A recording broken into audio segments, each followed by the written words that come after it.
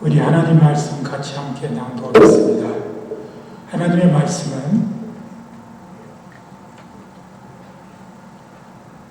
신약성경 요한일서 4장 14절에서부터 19절까지 우리 한 목소리로 천천히 낭독하겠습니다. 지구 3년에 아버지가 아들을 세상의 구주로 보내신 것을 우리가 보았고 또 증거하였노니 누구든지 예수를 하나님의 아들이라 시인하면 하나님이 저 안에 계시고 저도 하나님 안에 거하시느니라. 하나님이 우리를 사랑하시는 사랑을 우리가 알고 믿었노니 하나님은 사랑이시라.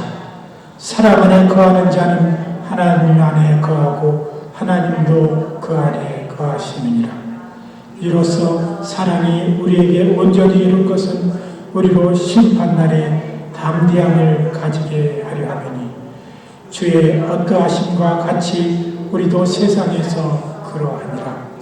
사랑 안에 두려움이 없고 온전한 사랑이 두려움을 내어쫓나니 두려움에는 형벌이 있습니다.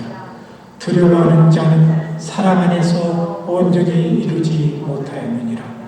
우리가 사랑하면 그가 먼저 우리를 사랑하셨습니다. 아멘. 주 사랑이 나를 숨쉬게 찬양 드리겠습니다.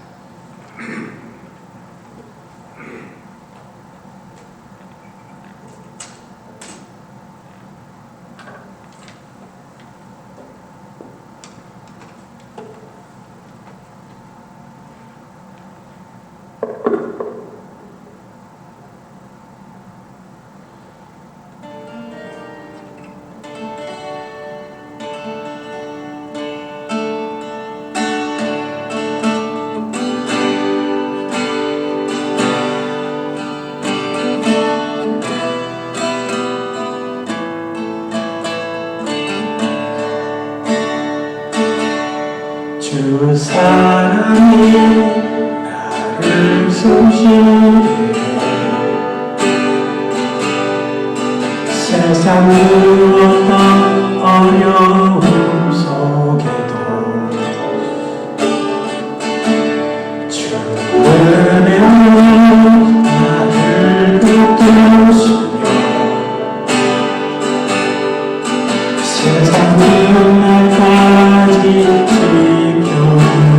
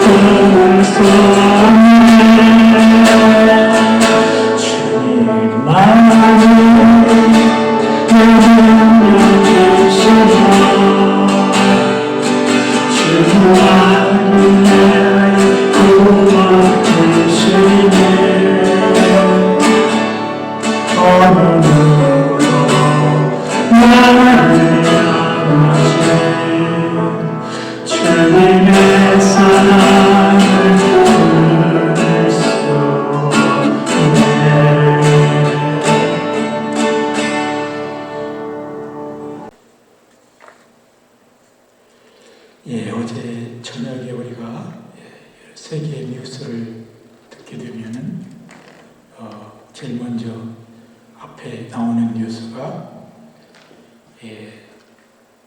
팔레스타인의 무장단체인 하마스가 이스라엘 땅에 5천여 발의 미사일을 쏘아서 지금까지 사망자가 이스라엘만 한 300여 명 이상 나왔다고 합니다. 이제 이런 공식적인 전쟁의 시작으로 말미암아 이스라엘에서도 2,500발이 넘는 미사일을 가자 지구에 쏘고 또 비행기로 폭격해서 그런 전쟁의 커다란 소문이 우리를 마음 아프게 합니다. 우리가 사는 세상은 우리 주님이 주신 참된 사랑이 없으면 서로 헐뜯고 서로 공격하고 서로 죽이기까지 가는 그런 삭막한 세상이 됨을 우리는 볼 수 있습니다. 이 중세 유럽에서 내려오는 아름다운 이야기가 있습니다. 요한과 베티라는 이름을 가진 젊은 부부가 깊은 산골에서 어린 자녀를 데리고 장차 큰 농장에 대한 꿈을 키우며 살고 있었습니다. 남편인 요한은 일주일에 한 번씩 먼 도시에 나가 장을 보아왔는데 너무 멀어서 하룻밤을 그곳에서 머물러야 했습니다. 그런 경우 베티는 1살이 못된 아들과 4살 난 딸을 데리고 이틀간을 혼자 보내야 했습니다. 어느 날 요한이 장을 보러 떠나면서 이번에는 일이 밀려 이틀 밤을 지내고 온다고 하며 떠났습니다. 그런데 하필이면 그 떠나던 날 요한이 떠나고 나서 얼마 안 되어 밤을 굽기 위해 이 베티라는 여인이 뒤뜰에 가서 장작을 픽업하려고 장작더미를 들추는 순간 그 속에 있던 독사가 튀어나와 그녀의 다리를 물고 말았습니다. 천신만고대 장작으로 뱀을 내리쳐 죽였지만 이미 독이 다리를 타고 퍼지기 시작했습니다. 그는 그가 멀지 않아 죽을 것이라고 생각했습니다. 그런데 남편은 이틀 후에 오니 자기가 죽으면 두 아이들의 생사가 어찌 될지 걱정되었습니다. 우선 아이들을 위해 먹을 것을 준비해야겠다고 마음을 마음을 먹습니다. 여름 날씨에 죽을 힘을 다해 장작을 피우고 남편이 돌아올 때까지 아이들이 먹을 것들을 준비하다 보니 온몸에 독이 퍼져가고 있기 때문인지 혼미해져 갑니다. 그러나 정신을 가다듬고 죽을 힘을 다하여 아이들을 위해서 최소한 준비할 것들을 먹을 것을 준비하며 뜨거운 불 앞에서 열심으로 준비하며 그렇게 사겨온 생사의 기름 갈림길에서 최선을 다하오니 온몸에 땀이 주르륵 흐르기 시작했습니다. 결국 이 줄줄 흘린 땀 때문에 혈관에서 독이 씻겨져 나와 자신의 생명을 건질 수 있는 그 자신도 몰랐습니다. 이렇게 몇 시간이 흘러 아직 자신이 살아있음에 깜짝 놀랐습니다. 그리고 그녀는 다시 깨어날 수 있었습니다. 이 이야기 속에서는 우리가 커다란 우리에게 세 가지 교훈을 줍니다. 첫 번째, 그녀는 자신이 가진 사명감 때문에 살 수 있었습니다. 만약에 그녀가 두려움에 낙심하여 주저앉아 죽음을 기다렸거나 살아야겠다고 정신없이 약을 찾아 헤매며 또 정신없이 두서없이 그냥 놀래서 자신이 생각하던 대로 행하지 못했다면 그녀는 물론 자녀애들도 죽음에 빠질 수밖에 없었을 것입니다. 그리고 두 번째, 그녀의 뜨거운 사랑이 그녀와 그저 자녀를 살릴 수 있었습니다. 그녀는 자기 자신을 죽어가지만 어린 자녀만이라도 살려야 했던 그 뜨거운 모성적 사랑이 자신은 물론 자녀까지 살릴 수 있었던 것입니다. 세 번째, 우리의 간절한 기도, 그녀의 간절한 기도가 그녀를 살리게 한 것입니다. 이것은 유럽에서 나온 이야기이기 때문에 당시의 유럽의 사람들은 이 기독교 문화권에 있어 각박한 일이나 가장 어려운 상황이 만나면 하나님께 기도할 수밖에 없는 사람들일 것입니다. 아마 그녀는 두서없이 열심으로 최선을 다해서 주로 사경을 하는 그런 마음으로 일을 다하면서 시간이 없었겠지만 그의 마음속의 간절한 외침 속에는 하나님, 저 자녀들을 살려주셔야 합니다. 저는 데려가서도 되지만 저 자녀들은 살려주셔야만 합니다 하고 기도드렸을 것입니다. 우리는 오늘 우리가 했던 이 요한 1서 4장 15절에서 21절을 우리가 묵상하면서 예수님의 공생에서는 예수님과 가장 가까이서 예수님의 모습을 보았고 삶을 함께 누렸던 그 요한의 고백을 우리는 읽었습니다. 우리가 하나님의 사랑을 받아 영원한 죽음에서 영원한 삶으로 우리는 옮긴 것입니다. 그 하나님의 뜨거운 사랑, 자기 자녀를 주시기까지 그 아픈 마음이 있었지만 그것을 우리를 위해서 사랑을 베푸셨던 그 그리스도의 사랑을 우리는 느낄 수 있는 것입니다.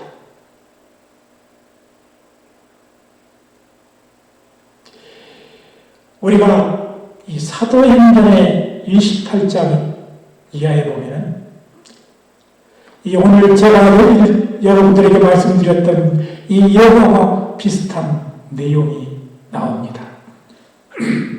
물론 그 상황들은 조금씩 다르지만 이 사도 바울이 로마로 후송되게 되었습니다.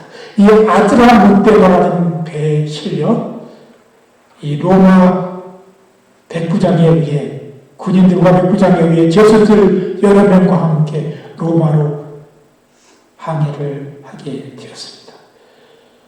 그런데 이미 바울은 풍랑이 일어날 것을 하나님으로부터 알아서 이 백부장과 선장에게 얘기했지만 그들은 자신의 경험과 자신의 생각이 옳다고 고집하고 떠났습니다.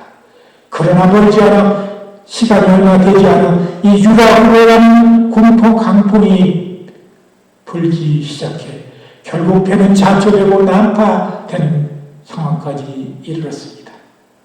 현실로 그때 멜리데라는 지금의 말타라는 섬에 다다르게 되었습니다. 그리고 간신히 배는 다 망가졌지만 구조되어 그 섬에 들어가게 되었습니다. 밤에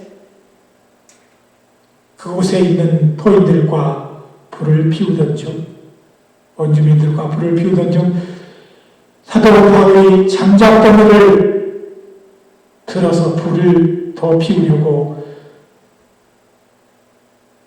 장작더미를 들어서 불에 던지는 그 순간 그 속에서 독사가 튀어나와 사도 바울의 손을 물었습니다. 그 원주민들은 그 뱀이 얼마나 큰다는 독을 가진 뱀이라는 것을 잘 알았습니다. 그래서 그들은 이 사람은 험한 풍랑 속에서 건집을 구사일적으로 살아나왔지만 이 섬에서 결국 죽는구나 라고 그들은 그렇게 생각하고 안타까운 마음으로 바라보고 있었습니다. 그러나 사도 바울은 하나님의 능력으로 아무런 해를 당하지 아니한 사건을 통해서 우리는 기억합니다. 우리는 우리 하나님이 우리를 부르셨는데 우리 하나님의 우리를 부르시는 그 이유는 오늘 제가 처음에 드렸던 예화의 세 가지의 줄거리, 주제를 통해서 그 일들을 이루시기 위해서 우리를 구원하신 것입니다. 첫째, 우리는 하나님 앞에 부름받고 하나님의 자녀로 부름을 받았다면 그 사랑을 우리가 느꼈다면 우리는 사랑의 사명감을 가져야 하는 것입니다. 앞에서 얘기한 이와 속에 그냥 그 자녀들을 이 세상에 주셨던 하나님, 내가 키우고 내가 그들을 성장시켜야 할 책임이 있다는 사실을 깨달았던 것입니다. 우리의 신앙도 마찬가지입니다. 우리가 하나님 앞에 들어와서 그냥 소문 콜링한 것이 아니라 하나님은 우리에게 모두에게 한 사람에게 미션을 주신 것입니다. 우리가 이 삶 속에서 이루며 가야 할 그 사명들을 우리에게 주셨다는 것입니다. 우리는 다 크고 작을 수 있지만 각자의 삶에서 우리에게 주어진 사명들이 있는 것입니다. 그것들을 이루며 가장 가깝게 하는 사랑의 사명을 이루며 우리는 살아야 하는 것입니다. 두 번째, 요한이 이토록 하나님의 사랑에 대해서 귀중하고 소중하게 외치는 것은 그 사랑이 결국 우리를 살릴 수 있기 때문인 것입니다. 다른 사람을 여러분들 미워해 본 적이 있습니까? 다른 사람을 미워하면, 질투하면 결국 우리 마음이 첫째 평안치 않습니다. 우리의 마음은 병들어가고 결국 우리의 육신도 병들어 가는 것을 우리는 보게 되는 것입니다. 많은 사람들이 걱정하며 남을 미워하고 그렇게 살다 보면 우리의 역시는 망가져 가는 것입니다. 우리 주님이 우리가 사랑하라고 부탁하는 것은 바로 우리에게 유익하기 때문인 것입니다. 우리가 더 거룩한 게 있고 더 우리의 기쁨, 우리의 영혼 속에서 기쁨이 솟아나고 영원한 소망이 솟아나 더 기쁜 힘있는 삶으로 살아갈 수 있기 때문인 것입니다.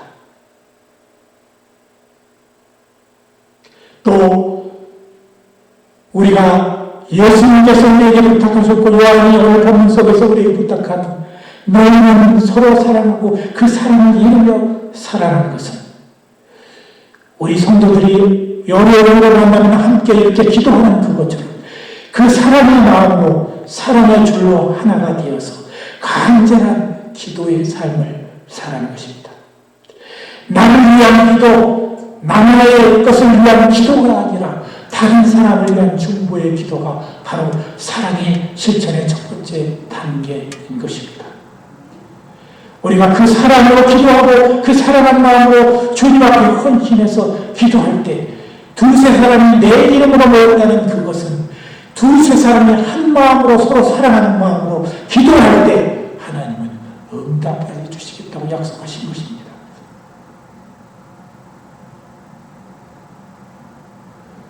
우리에게는 사랑의 원자탄이라고 불려진 정말 우리가 따라갈 수 없는 우리의 믿음의 위대한 선진 손명한 목사님을 우리는 잘 아실 것입니다.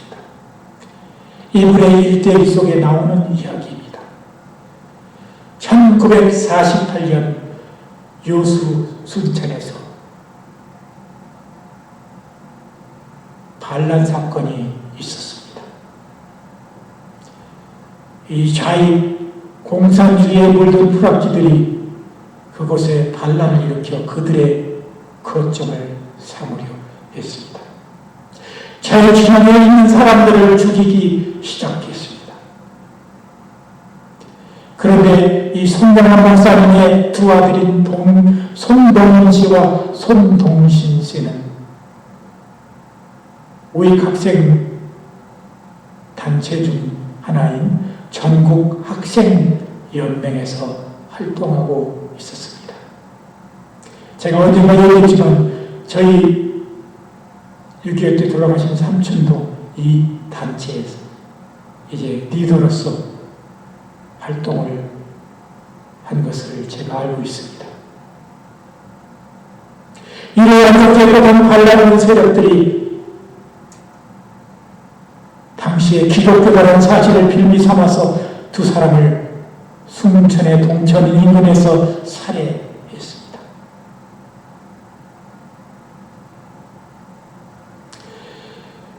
갑자기 청천벽력 같은 이 엄청난 아픔을 정말 쓰라린 그런 사건을 당한 손양원 목사님은 잠시 슬퍼했지만 그러나 다시 힘을 얻고 일어나서 주위를 놀라게 하는 행동을 하였습니다.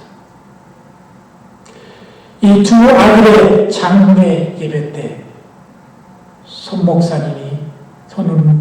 목사님이 장례 단상에 올린 기도의 내용이 있는데 이것은 10가지 감사의 기도인 것입니다. 이 기도의 내용을 잠시 10가지를 여러분들에게 읽어드리면 첫 번째, 제가 이 시간에 무슨 답사를 하고 무슨 인사를 하겠습니다만 그래도 하나님 앞에 감사하는 마음이 있어서 몇 말씀을 드립니다. 첫째, 나 같은 재혼의 혈통에서 순교자의 자식들이 나오게 하셨으니 하나님 감사합니다. 두 번째, 많은 성도 중에 어찌 이런 보배를 주셔서 하필 내게 맡겨주셨는지 그 점 또한 감사합니다. 세 번째, 삼남 삼녀 중에서 가장 아름다운 두 아들 장자와 차자를 바치게 된 나의 축복을 하나님께 감사합니다. 넷째, 한 아들의 순교도 기아가 학원을 하물며 두 아들의 순교일이요. 하나님 감사합니다. 다섯 번째, 예수 믿다가 누워 죽는 것도 큰 복이거늘 하물며 전도하다가 총살 순교 당함이리요. 하나님 감사합니다. 여섯째, 미국 가려고 준비하던 내 아들 미국보다 더 좋은 천국에 갔으니 마음이 안심되어 감사합니다. 7번째, 나의 사랑하는 두 아들을 총살한 원수를 회개시켜 내 아들 삼고자 하는 사랑의 마음을 주신 하나님 감사합니다. 8번째, 내 두 아들의 순교로 말미암아 무수한 천국의 아들들이 생긴 것이 믿어지니 하나님 감사합니다. 9번째, 이 역경 가운데 중에서도 8가지 은혜와 하나님의 사랑을 찾는 기쁜 마음, 여유 있는 마음을 주신 우리 예수 그리스도께 감사합니다. 10번째, 과분한 축복을 누리게 하신 걸 감사하다는 고백을 이 답사로 기도하셨습니다.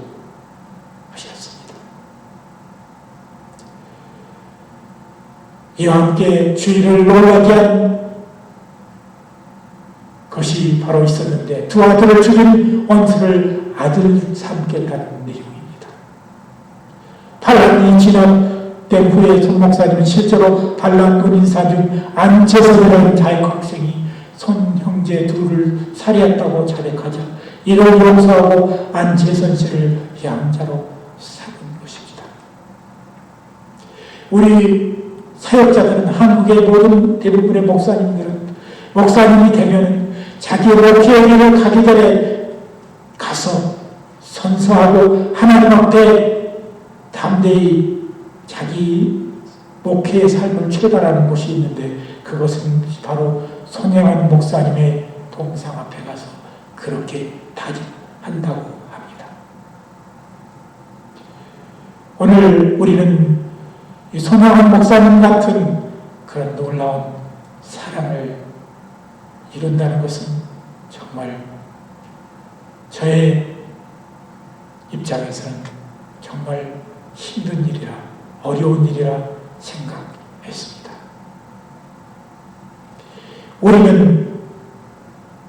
우리가 크게 누구를 사랑하고 그렇게 사는 사람들에게 사랑을 베풀 수는 없지만 내게 주어진 나의 가족 안에서 나를 사랑하고 내게 주어진 나의 교회 형제 자매들을 사랑하고 그들을 돕고 그들을 위로하고 함께 길을 걷는 것은 우리의 가장 소중한 우선순위라 생각합니다. 하나님 우리가 이렇게 조그만 사랑을 이루어갈 때 어느 날 아프리카의 선교사 리빙스턴처럼 그런 고백을 할 수 있을 것입니다.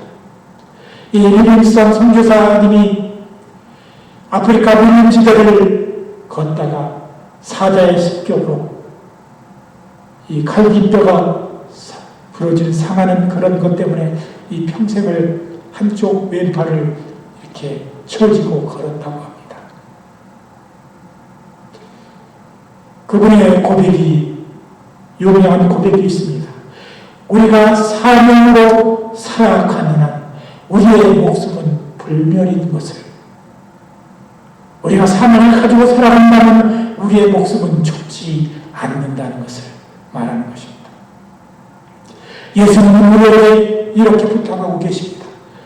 마태복음 16장 25절 누구든지 제 목숨을 구원코자 하면 잃을 것이요 누구든지 자기를 위하여 제 목숨을 잃으면 찾으리라고 바로 베드로에게 수제자 베드로에게 명하신 예수님의 말씀인 것입니다.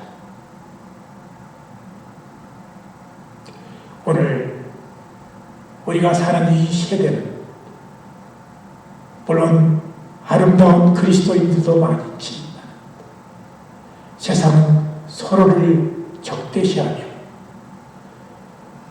서로 미워하며 질투하며 자기가 갖지 못한 것을 남이 가지면 그것을 뺏으려는 그런 세상 속에 우리가 살아가고 있습니다. 우리 주님이 우리 예수님이 이 세상에 오셔서 우리에게 가르친 것은 그것이 아닌 것입니다. 오리를 가고자 하는 사람에게 심리도 가며 심리를 가고자 하는 사람은 이 심리를 동행하는 그런 성도가 되어야 합니다. 오른밤을 쉬는 자에게 왼밤도 돌려대는 그런 성도가 우리는 되어야 하는 것입니다. 그것들을 우리가 이기에는 아직 힘이 들 수 있지만, 그러나 나의 가장 가까운 곳에서 나의 주어진 조그만 사명들을 감당하고, 또 내게 속해주신 형제 자매들과 함께 서로 위로하며 아름다운 중보의 기도를 서로 드리고 그리스도 안에서 아름다운 사랑을 나눌 때, 우리가 알지 못한 어느 순간에 큰 바위의 얼굴처럼 우리도 그런 모습으로 되어져 갈 수 있으리라고 저는 믿습니다. 우리 성도들 오늘도 힘을 내고 많지는 않지만 함께 형제 자매가 되어 위로하는 믿음의 교회가 되기를 원합니다. 그래서 정말 험악한 이 세계 속에서, 또 험준한 삶 같은 이런 세상 속에서 우리가 그리스도의 사랑을 느끼고 또 형제자매의 사랑을 주고 나누는 아름다운 그리스도 안의 성도들이 되시기를 예수 그리스도의 이름으로 간절히 기도드립니다. 함께 기도하겠습니다. 하나님의 사랑을 감사합니다. 새 계명을 너희에게 주노니 너희가 서로 사랑하라. 너희가 서로 사랑하면 이로써 많은 사람이 너희가 내 제자인 줄을 알리라고 하셨습니다. 내게 맡겨주신 그 사명적인 사랑을 먼저 수행하게 하시고 그 사랑 안에서 아름다운 주의 뜻을 이루는 우리의 성도들 되게 하여 주시옵소서. 감사드리며 예수 그리스도의 이름으로 간절히